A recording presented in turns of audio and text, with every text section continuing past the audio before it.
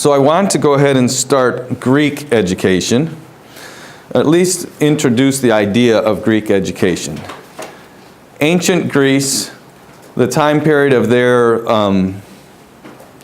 strength and influence would be, well, they begin 1600, they get a lot stronger with the conquest of Alexander the Great. Influence is pretty great there. But so it goes, we'll say it goes to 300 BC. And as a matter of fact, the specific dates of these are not that important. As far as, I'm not going to ask you the particular date. There are a couple particular dates through the course of the year, but only a couple, and that'll be pretty clear to you. But understanding where they fit together, like putting them in order, is important to me. Okay? The exact date is not so important. So you want to be able to place these people that we've been talking about, Solomon, you should be able to place Moses and Solomon in the proper order. Okay? Moses, and just for this, I think we're fine, but just for the sake of dating, Moses is around 1400 BC, and Solomon is about 950 BC. All those are before any of the Greeks that we're going to talk about. Ancient Greece, about 1600, generally the civilization is 1600 to 300 BC. Of course, it continues on even today. There's a word, our education today and Western civilization's education, which is all of our education,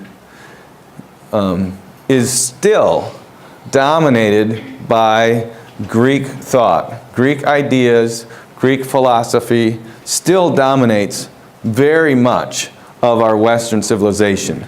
So that's why it's important to look at the Greek history and see some of the things that are there.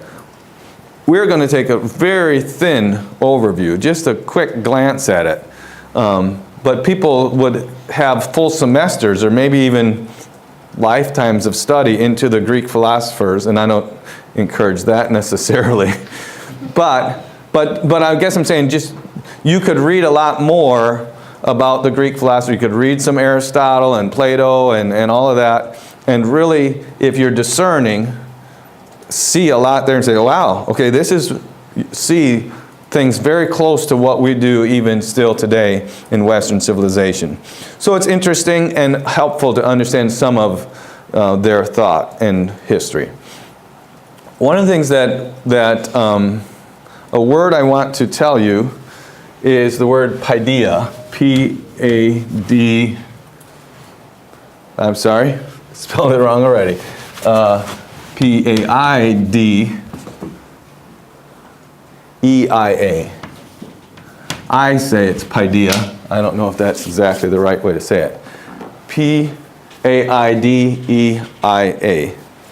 This word is a Greek word and generally represents the culture's consensus or the culture's agreement about what constitutes human excellence.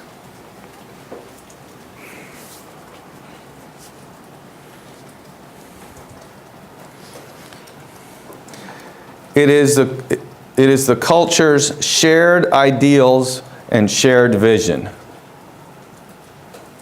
It's who they are. It is, okay, so it's what constitutes human excellence, shared ideals, shared vision. It is what Greek culture wanted to transmit to their children, to each successive generation.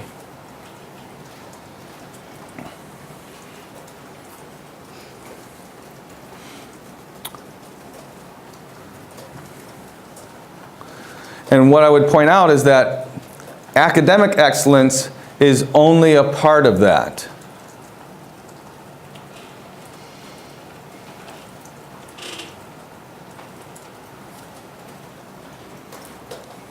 Today we've grown or fallen into a position where we think if someone is academically smart, or even as Christians, sometimes we try to separate spiritual from academic and say, okay, all I care about is if they love the Lord. I don't care if they can add or subtract or whatever. Or sometimes they're like, what, the world is like, well, spiritual doesn't, if they know academics, then that's good, and that's all that's necessary. But the Greeks recognized, and actually that's impossible, but the Greeks recognized that they weren't, academic excellence was just a part of what they were transmitting, and they were open in wanting to transmit their paideia, their ideals and shared vision to their children in such a way that they would want to share it with their children, generation to generation. Joy, did you get what you needed? Can you repeat the first one again about the Constitution? Okay, Paideia is a culture's consensus or agreement about what constitutes human excellence.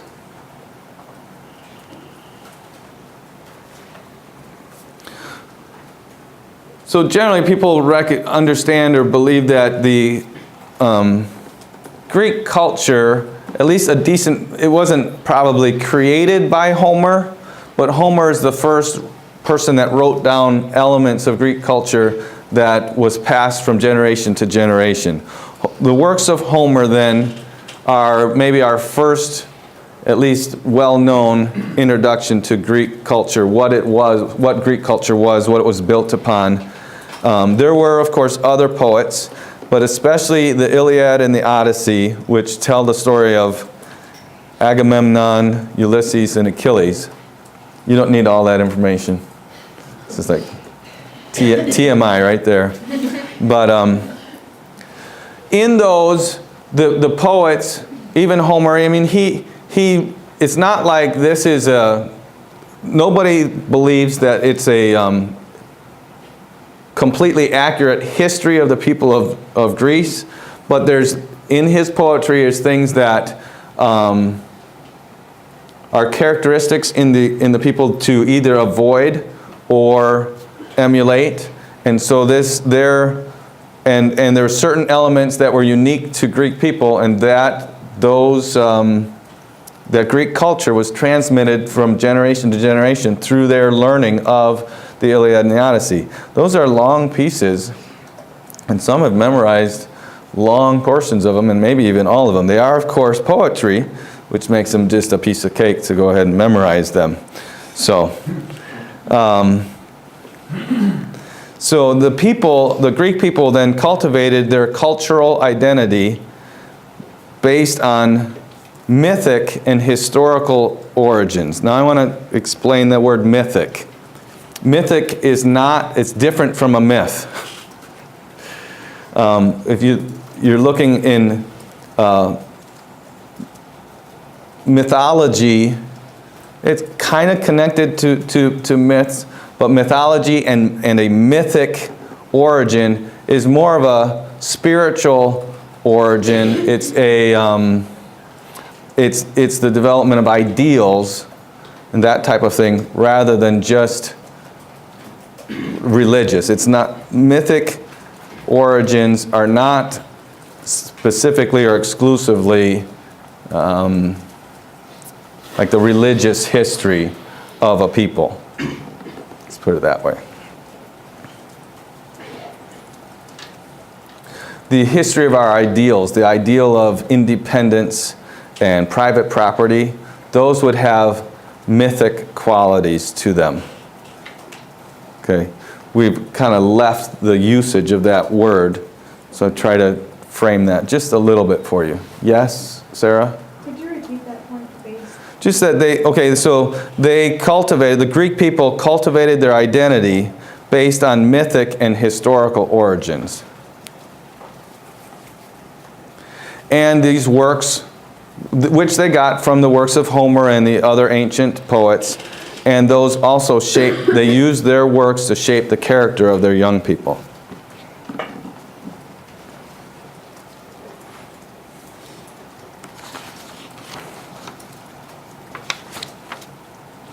Okay, so then